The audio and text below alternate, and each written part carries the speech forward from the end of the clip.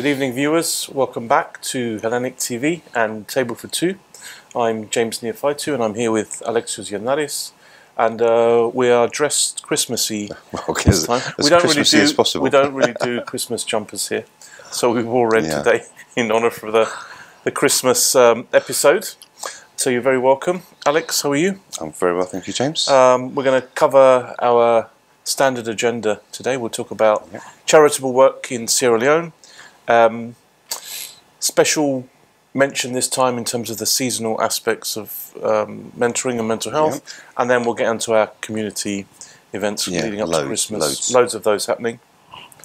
Alex, kick us off. We'll start off with our mugs. Who's sponsoring us today? Well, we haven't got a sponsor. Actually, we have kind of got a sponsor as such, but the reason we have these mugs today is so we can give a massive shout out to the Wood Green sorting office, the post office. Thank you, Wood Green sorting office. Because they actually had them in the van, and they had ringing. The one guy was ringing the other guy to say wait for me to go and get us anyway. If it wasn't for these two really nice postmen, we wouldn't have had our mugs for today's Christmas show. They're not very Christmassy, and you'll see as the show progresses, the photos will fade because it's a magic mug. It's the heat. Okay, so the heat brings the image. Yeah. And the image is Alex and James. Yeah, you go. I'm going to give this one to my mum. And I'll give this to my mum, and she'll think, who's that guy there? Anyway, cheers. Okay. Have a good one. Thank you, James. Cheers, viewers. Lovely. Let's go. Now, Sierra Leone. The first bit of news for Sierra Leone is we had a massive donation of equipment for a shoe mender, a shoemaker. In Sierra Leone. This guy has twin daughters. Right. Their mother died at giving birth to them.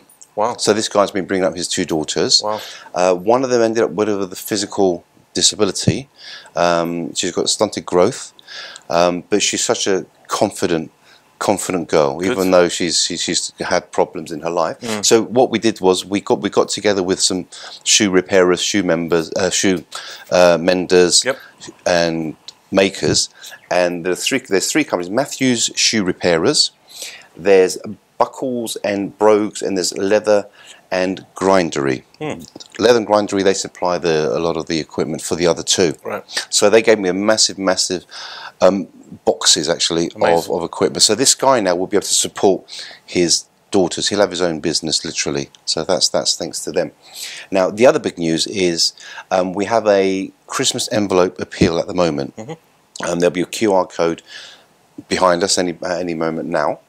Now 3 or 4 years ago, what I did in Sierra Leone, I gave about 15 children from the Zinc House kids a Christmas envelope. So it was the equivalent of 3 days' wages for them. It was £5 for us. Then the year after, 15 turned to 30, then 30 turned to just over 100, and this year we've got about 150 children. Each will receive that Christmas envelope. Now this will be the only present most of them will receive on Christmas Day.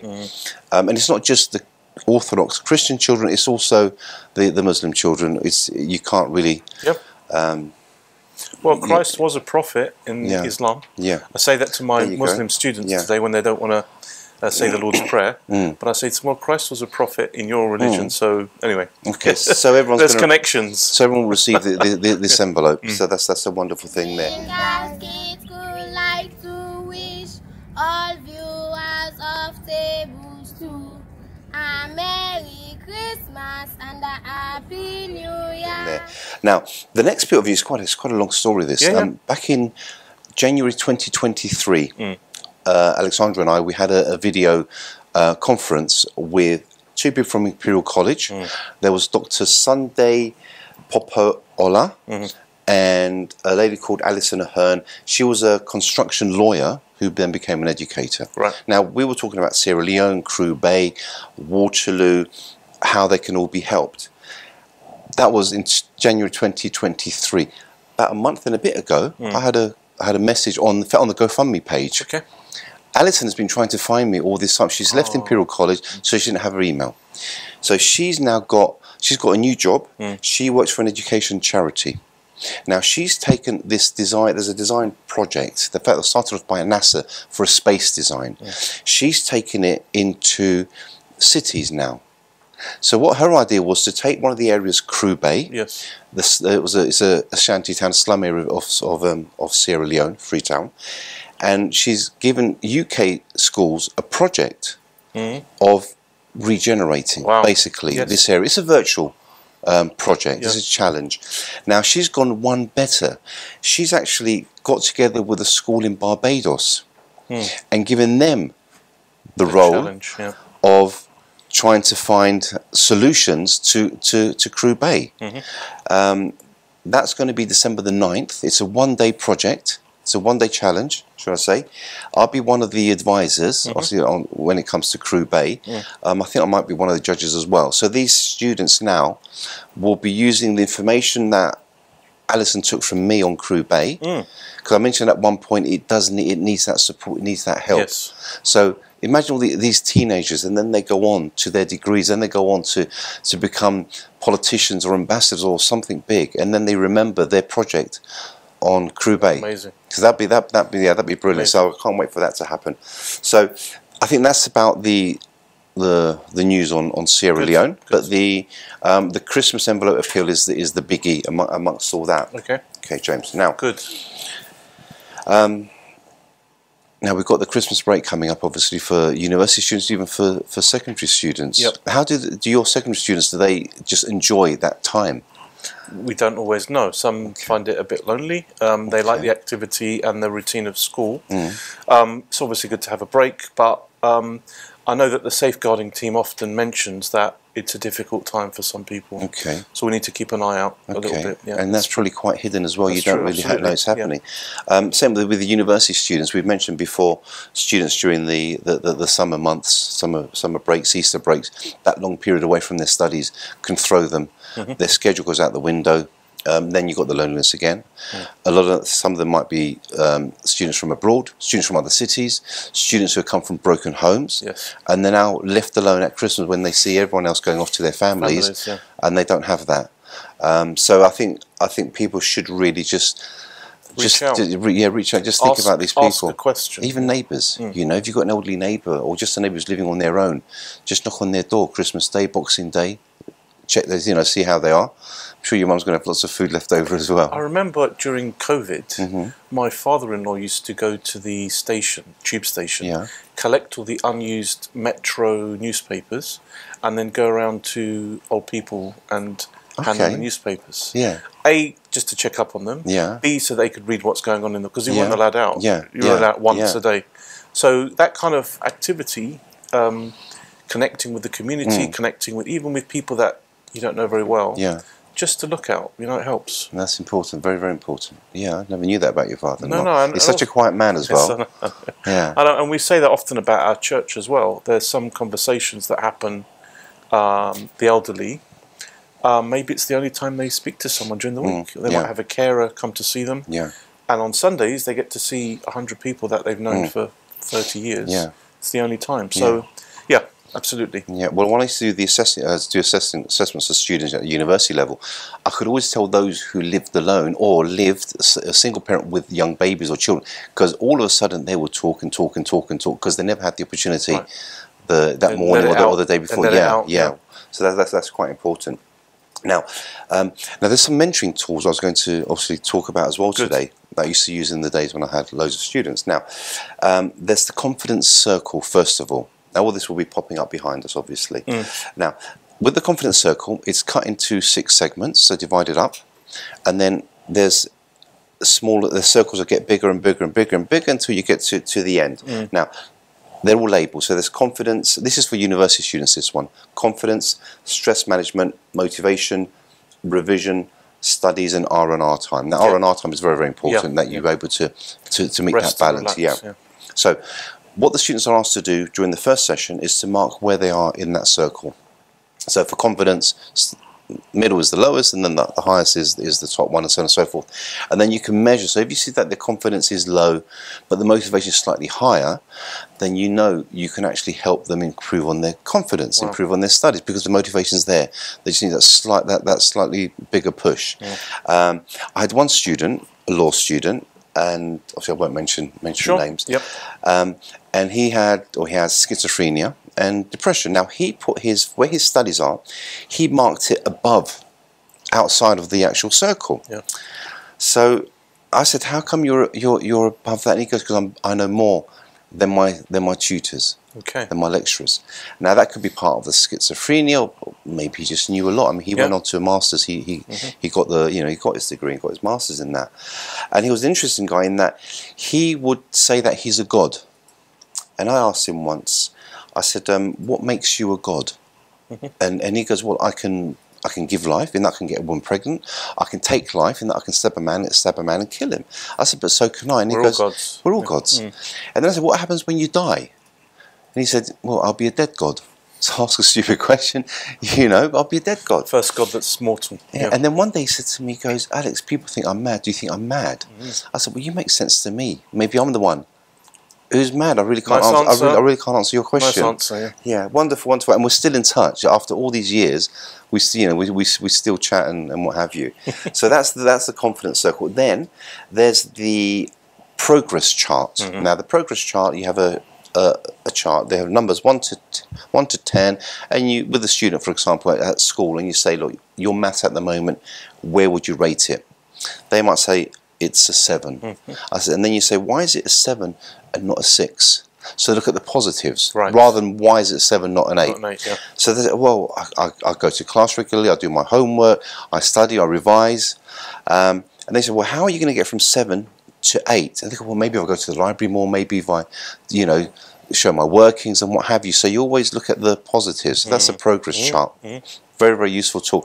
Once driving with my son Mihaly when we were going to a football match, I think it was probably about 18 at the time, a couple of footballers behind us, and I said to one of them, I said, look, and I said to my son first, do you want to see me do some mentoring on the guy behind? I can't remember his name anyway. He said, yes, Dad. So I said, look, how would you rate your football at the moment, your performance? He goes, I'm an 8. I go, what makes you an 8 and not a 7? I come to training, I look after my diet, I do this. And so he listed all the things, like just positive, just telling me. And I said, what will make you reach a 9? He goes, if I could do more exercises. Then he goes, and then during the match, if I pass the ball quicker, look up and pass the ball quicker. And then during the match, he did exactly that. Wow. And then his pass got the winning goal. Wow. So even though it was done without paper, you can use these techniques on any, whether it's children, adults, it really does work.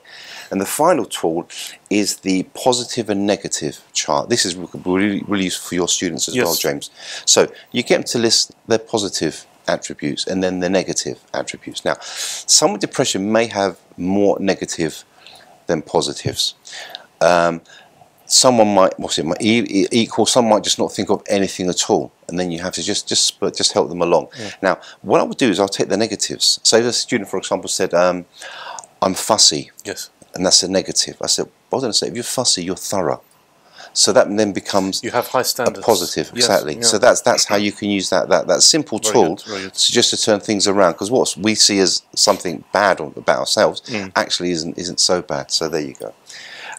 So they're the main tools that I used to use. I tried something on my students today actually. So we're on a new system now, and I can see the attendance percentages since the beginning of the year. So maths class, I said it's not about ability; it's just about hard work.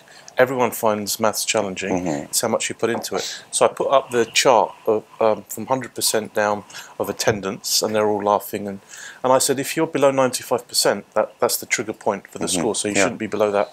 And I said to them, I can probably predict your grades in 2 years' time when you do your GCSEs based on these percentages of attendance. So if you've attended 60% or 70% and you've been out, it's not just attendance, it's participation in class, it's doing your homework, it's going to homework club. I will be able to predict, and then in 2 years' time, let's compare the results with what I'm writing out today. And they're like silence in the room, right? They saw percentages that they couldn't argue with. It's like you're positive. Why are you a 7, not an 8? Why are you an 8, not a 7? Just to spur them on, just to think about, oh, okay, so I'm not brilliant at maths, but if I put the effort in, if I attend, maybe I will improve. It's all psychological. Is that generally all teachers do that, or is it you because you're a maths teacher? I don't know. I just like the data that we're getting in this new system. I thought I'd share it with the students. Yeah. It's quite interesting to know who's 100% attendance and who isn't. Yeah, brilliant, James. Okay, now we have obviously our event news, our local news. I had an interesting trip to a church, St. Ambrosius and St. Stylianos. Where's that? In Milton Keynes, or just out of Milton Keynes, but it's classed as Milton Keynes. Up the M1. It's it's quite a nice drive. It's before you get to all the roadworks on the M1. So I went there. It was the inaugural visit of His Eminence. So obviously he's never been there before. Wonderful community, very diverse community as well. And it's quite long established, but little known. Yeah. So we went there for that, and then during the Lord's Prayer, I was obviously outside of the Euro, and then I heard Father Gregory Wellington say, now in Creole, Sierra Leonean Creole. So thankfully my phone was in my hand. Pressed the button, and then I read the Lord's Prayer in Sierra Leone. They didn't warn you that was going to happen. There were 9 languages for the Lord's Prayer that day. Wow. This is how diverse that community is. There were even Albanian. There was a couple of Albanian lads. 4 in Saint Mandelain. And I think that's a lot. Yeah. But 9 is this was really good. So that was that church in Milton Keynes. Really, I mean, very friendly community. We had lunch after with His Eminence and with the committee and what have you. But that was beautiful. Now, we had I had a visit to St Andrew's in Kentish Town, my normal church, and it was Metropolitan Athanasios there. Now, it was just a standard service, nothing major about the service. But at the end of the service, this is that where we learn things now. At the end of the service, 4 men were tonsured. Tonsured. T-O-N-S-U-R-E. Meaning? They became readers. Now, readers is the lower rank of lower rank of the clergy. Right. It gives them the right to read and also to serve in the actual altar. And the tonsure means cutting of hair. Right. I've no idea which language that would be in. All right. But this is something for us to look up. Okay. Yeah. So that was so there were 4, and one of them actually was Father Christian's son. Okay. His eldest son, which was really nice to see him there. So that was that. Then we had great Vespers for St Michael. I went to Holy Cross, obviously, in St Michael for that in Golders Green. Nice. We had Bishop Raphael, who's come all the way from Scotland. Wow. He was here, I think he was in London for about a week. So we had the service, this was Vespers now, and then he tonsured another four readers. Okay. So, and then on St Andrew's Day, which is just past, 30th of November, some more people were tonsured as readers. So it's getting to be quite a common occurrence in the churches now. And then these people will go on to serve the church in other ways. They can go on to become subdeacons, deacons, and even priests. So this is His Eminence's way of bringing people in to the church. They're all ages. You can imagine Father Christian's son is there, young. And then you have a guy there who's probably our sort of age, 45. Yes. So he was there. So that was that. So that was a real early middle age. Yeah, we get. Now, also I went to St Raphael in Enfield. It's a tiny church in the middle of a cemetery, but they've got big plans for it. They've actually built this marquee next to the church, and when the church is full up for feast days, they have a TV screen showing the service in there, and also after the service, everyone goes there for a cup of coffee, a tea, and a chat, which is this a beautiful touch as well. So that's that. Now, also whilst I was there, Father Bavla asked him, "Can I read the Lord's Prayer in Sierra Leonean Creole?" He said yes straight away. Such a lovely man. He said yes. So I read it out in Sierra Leonean Creole.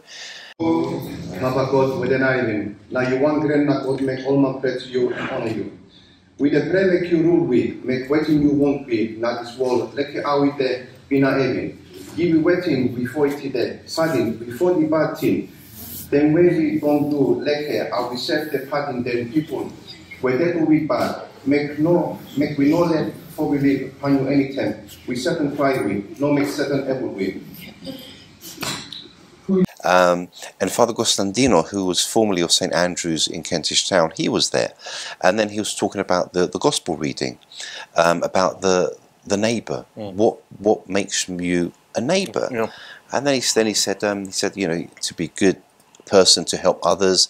And then he pointed to me and he goes, we have with us Alexios, who helps Sierra Leone. Wow. And it touched my heart, the fact he remembered that and he mentioned it to everyone. Nice. So it was really beautiful that he managed to combine the service with the Lord's Prayer being read in Creole and then me standing there in front of him. Good. Yeah, he is a wonderful confidence, man. Yes. Yeah. So that's basically the church. There's very little church news other than events other than that. But usual events. But I'm going to turn over the sheet because we've got a lot to go through here now, James.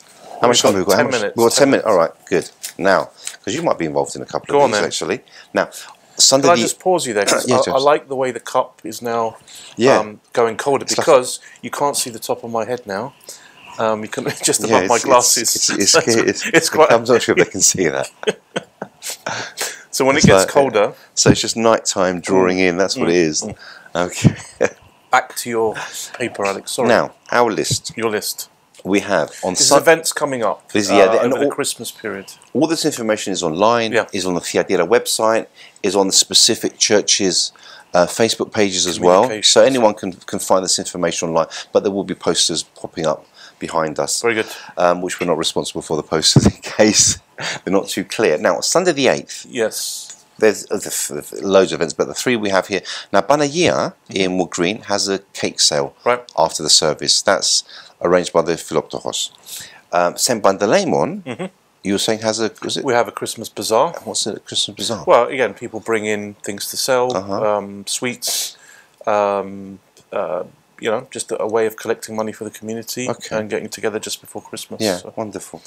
And then Hellenic from Astaragia, she has her Christmas concert and fair. Lovely. It's at Winchmore School. That's between 3 and 5 in the afternoon. On the same day? On the same day as the rest. 8th of December. Yeah. Right. So I mean, she always obviously holds these amazing events. Lots of music, arts and crafts as usual. Dancing, singing, movement. So the kids and the parents obviously have a great old time, and it's at Winchmore School this year. Okay. Okay. Now, Friday the 13th is Mosaic Choir. Now, 7 p.m. they'll be at Corpus Christi Catholic Church in Maiden Lane. Now, all this information once again is online. You've heard the Mosaic Choir, haven't you? I think we sing with them once in Saint Sophia. Last year. Yeah, I've certainly seen Mosaic in concert as well. Yeah. So they'll sing in different languages. Right. So it's not just English, not just Greek, but there's a whole array of languages there. Yeah. And they're all very, very talented singers as well. So that's Mosaic Choir. Now, on Saturday the 14th we have Koti. Now we've mentioned Koti before. It's the youth group for the Theadira, yeah. So they have their Christmas party. That'll be at Theadira House. That's for 18 to 35-year-olds. So we've just kind of missed out on that. I think by a few years. I'm not sure how many. Sounds like a holiday club. 18 to 35. I usually get in just so I can take going with my camera, to be honest. But I think I might give it a miss this year. And that's between 4 in the afternoon and 8 in the evening. Okay, because it's that's right. Yeah. So that's. But they always have amazing events, and most people come in their Christmas jumpers, and as we don't own them, we won't be there. Yeah. Now, Thursday the 19th, it's a great and mighty wonder at Hagia Sophia. It's the Christmas concert they have yearly. Yes. Are you going to be there for that? I'll be there with the School of Byzantine Music. We've gone into rehearsals, so we will be chanting at that, and there are some other singers and other choirs singing at that event as well. Will you be singing any traditional carols? Greek ones, yes. Okay. Well, I'm sure last year there was an English one. Well, at the end, everyone had to join in. I think the choirs then combine and sing on stage at the end. Not on stage at St. Sophia, I mean in the front of the church. And His Eminence does enjoy that one very much. Yeah. Well, hopefully, I'll be there for that one as well. So that's a great and mighty wonder. Now, on Sunday 22nd, there's a Christmas open house at Theadira House, 7 p.m. So anyone's allowed to go along. There'll be little snacks and things and teas and coffees and drinks. His Eminence obviously will be there. I think we might be singing at that one as well, you know. Okay. Yeah. Because is that the same weekend as the Mighty Wonder thing? It's the Sunday. Yeah, the Mighty Wonder's on a Thursday. Yeah. This one's on a Sunday. Yep. Okay. I think this year there'll be 4 nights. I think Father Joseph wanted to combine all the concerts into one block. So I think we're chanting and singing 19th, 20th, 21st and 22nd, Okay. rather than spread out over December. Yeah. So I think he did mention the Archdiocese as well. Okay. So we may be there for that one as well. Do you know what you'll be singing No, yet? we're in rehearsal, Okay. so we're just learning it now. Will it be with the instruments though? Again, the accordion, Yes. Fyodoro, and for some of them, and the guitar. There'll be a flute, there'll be a clarinet, Oh, there'll be really? a bass. Who's playing those now? Maria Brogorbiu plays clarinet. Oh, that's all yeah, right. there's She a kept few- that quiet, didn't she? No, she did perform one year. I think she okay. Oh, wonderful. I'm going to coming along for that. Now, Saturday the 28th is Coventry's Dinner and Dance. That'll be at the Neophytou Hall. So that'll be up in Coventry Way, very, very far from us. That's a 6 p.m. event. It's well worth going to. I mean, anyone in that area, obviously. If I could make it, I would. 6 p.m. 2.5 hours It's a nice from London. time in between Christmas and New Year as well. Yeah, 28th. yeah. And they always hold good events. I mean, they're very hospitable, as we said before, up in Coventry. And I'm waiting for my tickets to come through after that. Thanks, Alex. The roads tend to be quiet at that time as well. 28th, yeah. Now, Monday the 6th of January, so we're going Starting into Vasilobita way season ahead now, is Theophany at St. Haralambos in East Hyde, near Luton. Now, the reason I'm promoting this one is because obviously I'm going to be there. It'll be a Monday. But also, Father David cleverly invited me about a month or so ago. So I've said yes to him, Get it in therefore your I won't go anywhere else because I have said so. And they always bring the local MP as well. Nice. It's like a little stream, a little brook or something nearby. We all walk then and have the service there. Good. And it's all, I mean, once again, they're very hospitable there. Oh, look, James, we vanished. Okay, look at that. Okay. We need to fill them up again with new hot I know, drinks. we need to Now, the last thing on the agenda is the Monday Club at Christ the Saviour in Welling, Kent. Now, it's a week. They have weekly workshops. They have Greek dancing, cookery, gardening. They have special classes, so how to make brosfor and what have you. So it's that's all the way down in Welling, Kent. When is that one? That's every Monday. It's called the Monday Club. Wow. So it's a weekly thing. Very good. Yeah, they've been going for a while with that, and it's a popular thing. And once again, it brings people together in the community. Even it's just for cookery to learn. Even though you might know the dishes, you're actually cooking with somebody else. You can share your own experiences. So that's a very, very positive thing to do. Just to go along to that. It was nice that the choir of the Byzantine school visited these various other churches that we'd not been to before, and the welcome was just astounding. I know. People were just so thrilled. I know. Wait until you go Essex Monastery. That Have you been with the choir? No, not with the choir. Yeah, not with the choir. yeah. That might happen one day. They love anyone coming to visit them, especially if it's a choir as well. Yeah. Let me know. I'll come with my camera. Okay, right. Okay, James. Are we done? Good. That's it. Yeah, that's the whole list done Well, now. I think we wish our viewers a very Merry Christmas. Definitely. Happy New Year, Ronya Bolla, and see you again for the next episode. Happy season. Yeah, definitely. Bye, everybody. Bye bye. Bye bye.